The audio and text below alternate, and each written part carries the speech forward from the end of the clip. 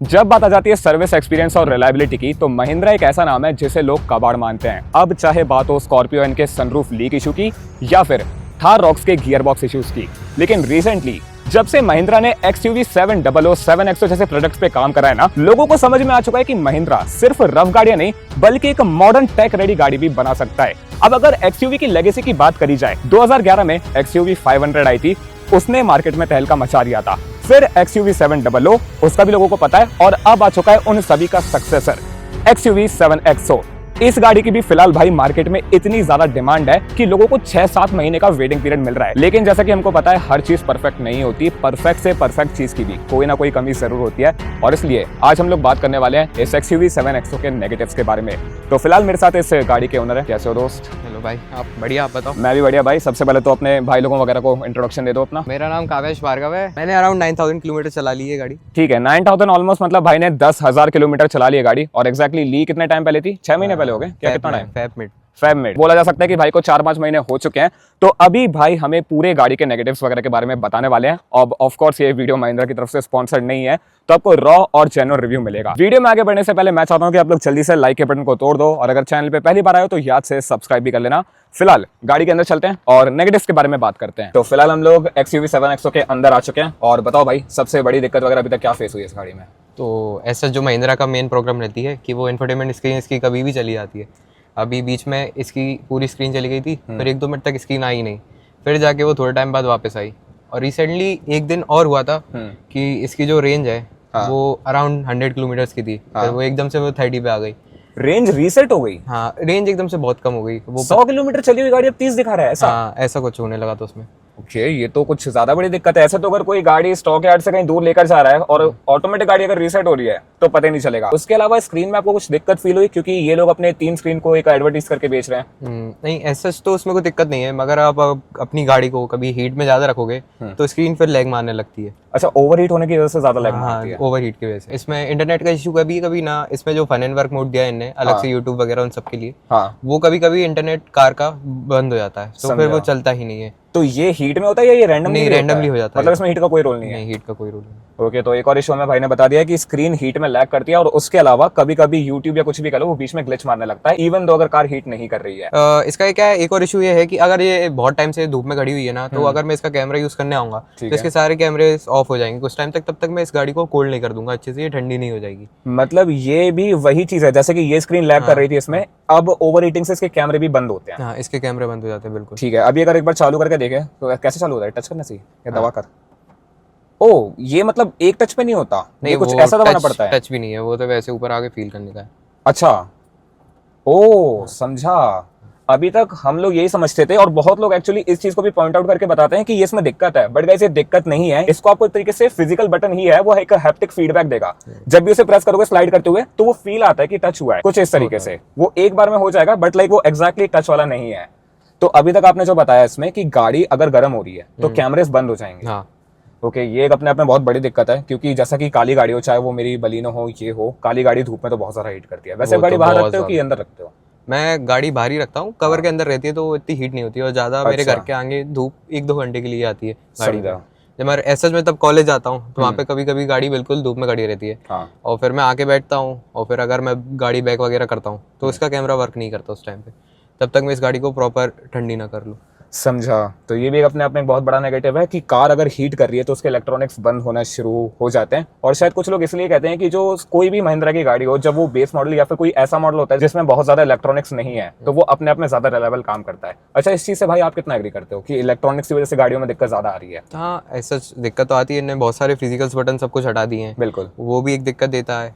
अगर मेरे को कुछ भी चाहिए रहता है तो मेरे को स्क्रीन पे जाके सब कुछ करना पड़ता है। बट ये एक प्रो भी है और एक इसका एक कॉन भी है, तो आपको नहीं, बात सही है, क्योंकि तो लोग जब 700 या 7XO लेते हैं वो फीचर्स के लिए लेते हैं, वरना लोग स्कॉर्पियो या थार ही ले सकते हैं अगर उनको रगड़ एकदम फीलिंग चाहिए। इस गाड़ी का एक और नेगेटिव इसकी पीछे वाली साइड में भी है। ओके, पीछे वाली साइड में मतलब क्या? बूट स्पेस वगैरह में जो इसका टेल गेट है वो इन लोगों ने मैनुअल दे रखा है। इस गाड़ी की रेंज में इतनी प्रीमियम गाड़ी बनाने के बाद भी इनने सिर्फ मैनुअल टेल गेट दे रखा है, आपको खुद ही खोल के। तो इसका जो टॉप मॉडल आता है उसमें ऑटोमेटिक आता है? नहीं, उसमें भी उन्होंने मैनुअली दे रखा है। ये कौन सा AX7T? ये हाँ। ओके, तो गाइस ये टॉप मॉडल नहीं है, ये AX7T है, बट भाई हमें बता रहे हैं कि XUV 7XO के टॉप मॉडल में भी इलेक्ट्रॉनिक टेलगेट नहीं आता, जो कि अपने आप में काफी बड़ी इशू है। और मेरे ख्याल से इस सेगमेंट की बाकी गाड़ियां ऑप्शन देती हैं ऑटोमेटिक टेलगेट का। जैसे किया की कुछ गाड़ी हैं इससे भी सस्ती आती है, मगर वो ऑप्शन देती हैं इसमें। भाई ये ना आज के टाइम में एटलीस्ट इस बजट में तो एक बेसिक ऑप्शन बन चुका है, क्योंकि मान लो अगर आपके दोनों हाथ में लगेज है और आप एक अकेले बंदे हो तो कोई भी चाहेगा कि आप इस तरीके से अपने से गेट को खोलो। बट अगर इतना पे करने के बावजूद वो चीज नहीं हो पा रही है तो महिंद्रा को आई थिंक अभी भी इस गाड़ी का एक और फेसलिफ्ट निकालने की जरूरत पड़ेगी आने वाले सालों में। उसके अलावा भाई कोई और नेगेटिव जो आपको रेयर साइड में फील होता है इस गाड़ी का? इसका एक और नेगेटिव वही है कि इसके रियर एसी में उन्हें ब्लोअर का कंट्रोल नहीं दे रखा। जो आप आगे से कंट्रोल करोगे ब्लोअर, वही पीछे चलेगा। रेयर एसी में कंट्रोल नहीं दे रखा। इस गाड़ी के आपने ऑन रोड एक्जैक्टली कितने पैसे पे करे हैं जो अभी के टाइम में मार्केट प्राइस चल रही है इसकी? Around 27 lakhs। 27 लाख AX7T की ऑन रोड प्राइस है XUV 7XO की मध्य प्रदेश में। उसके बावजूद भाई हमें बता रहे हैं कि रेयर एसी में कंट्रोल नहीं मिल रहा है, और इसी सेगमेंट की बाकी गाड़ियों में रेयर एसी का कंट्रोल मिलता है। एक बार अगर देख लेते हैं कि एग्जैक्टली रेयर एसी दिखता कैसा है। और ये प्रॉब्लम भी है भाई को सब कुछ करने के बाद आखिर में गाड़ी को खुद ही बंद करना पड़ेगा। ये इस गाड़ी का सेकंड रो का रेयर एसी पैनल है, और यहाँ पर कोई भी बटन या फिर ब्लोअर नहीं है इसका स्पीड वगैरह एडजस्ट करने के लिए। ऑफ कोर्स जो बंदा आगे बैठा है वो डेफिनेटली उसे मैनेज कर सकता है, बट हाँ ये एक प्रॉब्लम है। जो इसके मिडिल रो में इन्हें ब्लोअर नहीं दे रखा, बट एट लास्ट आप थर्ड रो में देखोगे आप रेयर में, तो इनमें इन लोगों ने इधर ब्लोअर दे रखा है। कहाँ पे? ओ मतलब थर्ड रो में दे रखा है और सेकंड रो में नहीं दे रखा। हाँ, सेकंड रो में ब्लोअर नहीं है। ये क्या बात हुई? मतलब अगर कोई भी इंसान जो पीछे बैठा है उसके पास अगर ब्लोअर का कंट्रोल है तो जो मिडिल में बैठा है उसके पास भी तो होना चाहिए ना टेक्निकली। वो तो होना चाहिए, बाकी गाड़ी वाले भी तो देते हैं। तो ये क्या कोई कॉस्ट कटिंग है या फिर इसके टॉप मॉडल में मिलता है कुछ ब्लोअर वगैरह वहाँ पे? महिंद्रा तो ये कहता है कि इनका जो बीच वाला ब्लोअर है वो इतना पावरफुल है कि आपको कंट्रोल करने की कोई जरूरत नहीं है। अच्छा, उसी में पूरा एडजस्ट कर देगा, आपको फील नहीं होने देगा कि कम है। तो मतलब अगर मिडिल वाला उतना पावरफुल हो सकता था तो उसे थर्ड वाला जो है उसमें नहीं हो सकता था उतना पावरफुल? हाँ, इसका एक और पॉइंट है कि थर्ड वाला जो है वो बिल्कुल अलग है। आप जो टेम्परेचर यहाँ से मेंटेन करोगे उसका थर्ड वाले का अलग रहता है। ऐसे में अगर आगे के दोनों एसी बंद कर दूं तो मेरे को मैनुअली लास्ट का एसी भी बंद करना पड़ता है, मतलब अलग से करना पड़ता है। अच्छा, थर्ड रो एसी रो की सेटिंग्स ही अलग है? हाँ, उसकी सेटिंग्स अलग है, तो उसमें ऑप्शन है कि रेयर एसी चालू करने का। वैसे इस गाड़ी के इंटीरियर में कोई और नेगेटिव आपको ऐसा फील हुआ अभी तक? नेगेटिव तो है इसमें एक, क्योंकि इन लोगों ने इतना प्रीमियम इंटीरियर दिया है। ये गंदा बहुत जल्दी होता है। इसकी रोड्स पे इस पे धूल आती है, इस पे कुछ भी टच हो जाए तो ये गंदा बहुत जल्दी दिखता है। तो कहने का मतलब व्हाइट इंटीरियर है इसलिए आपको लग रहा है कि इंडियन रोड्स की वजह से बहुत जल्दी गंदा होता है? मतलब इंडियन लोग मेंटेन नहीं कर सकते व्हाइट इंटीरियर को। इंडिया में मेंटेन करना मुश्किल है, बहुत मुश्किल है। क्योंकि ये बात तो सही है, मैंने ये चीज नोटिस करी है। थार रॉक्स में भी, आई थिंक स्कॉर्पियो में भी एक टाइम पे ये लोग प्रीमियम के नाम पे व्हाइट लेदर वाला कुछ तो इंटीरियर देते थे, बट उसमें काफी लोगों ने ये चीज कंप्लेन करी थी कि ये जो इंटीरियर था ना बहुत जल्दी गंदा हो जाता था। अब ऑफकोर्स लोग सीट कवर वगैरह लगवा लेते हैं, बट यार देखो अगर ग्राउंड लेवल पे बात करें ना, इंडियन मिडिल क्लास हो या फिर कोई अपर क्लास भी हो, जब भी गाड़ी लेते हैं एकदम से भाई पन्नी वगैरह नहीं हटाते, या फिर एकदम ही पहले दिन जाके करोल बाग वगैरह में गाड़ियां कोई नहीं खुलवाता। वो अलग बात है कि सीट कवर बाद में लग जाता है, लेकिन जब आप पन्नी उतारते हो तो आप एक्सपेक्ट करते हो कि यार 2-4 महीने गाड़ी गंदी ना हो। महिंद्रा के साथ दिक्कत ये है कि अगर व्हाइट इंटीरियर है और आपने नई गाड़ी की पन्नी उतार दी तो फिर वो बहुत जल्दी गंदा होना शुरू हो जाता है, क्योंकि पूरा ही इंटीरियर व्हाइट मिलता है प्रीमियम के नाम पे। बाकी भाई आप एक बात बताओ, एज अ महिंद्रा का कस्टमर आप महिंद्रा के बारे में क्या सोचते हो? साथ ही में अगर महिंद्रा को इंप्रूव करने के लिए आपको कोई रिव्यू देना होता तो आप एक्जैक्टली उन्हें क्या बोलते हैं? महिंद्रा ऐसा जब ने वो इंफोटेनमेंट स्क्रीन का उसमें कर सकती है, उन्हें पता है पे काम करना चाहिए कि सारी गाड़ियों में उनकी ये दिक्कत आती है, वो फिर भी उसका कुछ कर नहीं रहे। अभी भी सेम उन्होंने नया मॉडल दिया है, इतना सब कुछ दिया है नई गाड़ी में, फिर भी उनका सेम दिक्कत आ रही है। तो अच्छा, एक और चीज, इस गाड़ी की लोग कह रहे हैं वेटिंग बहुत ज्यादा है, तो आपको एक्जैक्टली इसके लिए कितना वेट करना पड़ा या आपको कुछ एडिशनल पे करना पड़ा कि गाड़ी जल्दी मिल जाए? वेटिंग तो इसकी बहुत ज्यादा है। मेरे को बोल दिया था उन्होंने कि आपको गाड़ी नहीं मिल सकती, बट मेरे को फेब में ही गाड़ी चाहिए थी। तो फिर एडिशनली मेरे को इसके साथ ना, पहले मैं एक्सेसरीज वगैरह कुछ नहीं ले रहा था महिंद्रा से, क्योंकि मुझे उनकी एक्सेसरीज इतनी पसंद नहीं आती। बट एट लास्ट उन्होंने बोला अगर आपको गाड़ी अर्जेंट चाहिए तो आपको मेरे से 50,000 की एक्सेसरीज लेनी ही पड़ेगी। एक ये चीज भी है, काफी लोगों ने ये चीज नोटिस करी है कि महिंद्रा से अगर आपको गाड़ी चाहिए तो कुछ ऐसी एक्सेसरीज हैं जो कि वो आपके लिए देते ही हैं कि ये लगवानी पड़ेगी, उसके बाद ही आप गाड़ी को डिलीवरी ले पाओगे। तो आपको एक्जैक्टली कितने की लगवानी पड़ी थी जिसके बाद महिंद्रा ने कहा कि ये लेकर जा सकते हो आप? अराउंड मेरे को इसमें 50,000 की एक्सेसरीज लगवानी पड़ी थी, और एक वारंटी पीरियड आता है एक्सटेंड करने का, वो मेरे को लेना पड़ा था 30,000 का। तो वो कंपलसरी था लेना? हाँ, ऐसा ये महिंद्रा वहां से नहीं कहती, मगर जो डीलर्स रहते हैं महिंद्रा जो उनको देती है, अच्छा, वो लोग फोर्स करते हैं, क्योंकि फिर वो आपको कहते हैं कि आपकी गाड़ी वेटिंग में है, हमें नहीं पता वो कब आएगी, वो बताते नहीं है बिल्कुल।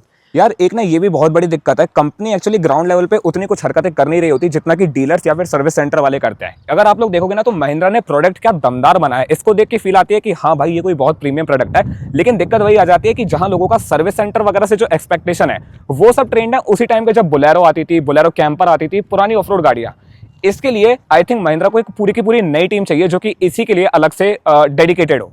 तो इस बारे में भाई आप क्या कहना चाहोगे? सर्विस एक्सपीरियंस अभी तक का आपका कैसा है? अभी मेरी इसकी फर्स्ट सर्विस अकेली हुई है जो 2000 किलोमीटर्स पे। वो एक्सपीरियंस तो सही था, उन लोगों ने ली गाड़ी, मतलब अपने सिटी का आपको ठीक लगा सर्विस एक्सपीरियंस? एक 2-3 घंटे में उन्होंने चेकअप वगैरह सब करके मुझे गाड़ी वापस दी थी और प्रॉपर क्लीनिंग वगैरह सब अच्छी थी उनकी तरफ से। समझा। बट अब दूसरी सर्विस पास में ही है, 10,000 या 12,000 पे करानी पड़ेगी। तब एक्सपीरियंस देखते हैं, तब इसका ऑयल वगैरह चेंज सब कुछ तभी होगा। अच्छा, समझा। तो फिलहाल भाई ने हमें यही बताया कि महिंद्रा को अगर कुछ इंप्रूव करने की ज़रूरत है तो वो है एक उनका इलेक्ट्रॉनिक्स वाला डिपार्टमेंट, उसके अलावा कुछ और चीज़ें जैसे कि सर्विस सेंटर वगैरह थोड़ा ठीक हो पाए या फिर इनका डीलरशिप एक्सपीरियंस और ज़्यादा बेटर हो पाए। उसके अलावा भाई आई डोंट थिंक आपको कोई और नेगेटिव लगा? ऐसा कुछ और नहीं। वैसे तो गाइस गाड़ी एकदम बढ़िया ही है, लेकिन मैं चाहता था कि मेरा ये दोस्त है वो एकदम जेन्युइन आके बताए कि ग्राउंड लेवल पे जो इतनी अच्छी गाड़ी है उसमें भी कुछ छोटी मोटी कॉस्ट कटिंग है, उनसे क्या क्या दिक्कतें फेस होती हैं। वेल इस वाले वीडियो के लिए इतना ही। अगर आपको ये वीडियो पसंद आया तो याद से कमेंट करके जरूर बताना और साथ ही में वीडियो को लाइक और चैनल को सब्सक्राइब कर देना। मैं मिलता हूँ आपसे अपने नेक्स्ट वीडियो में।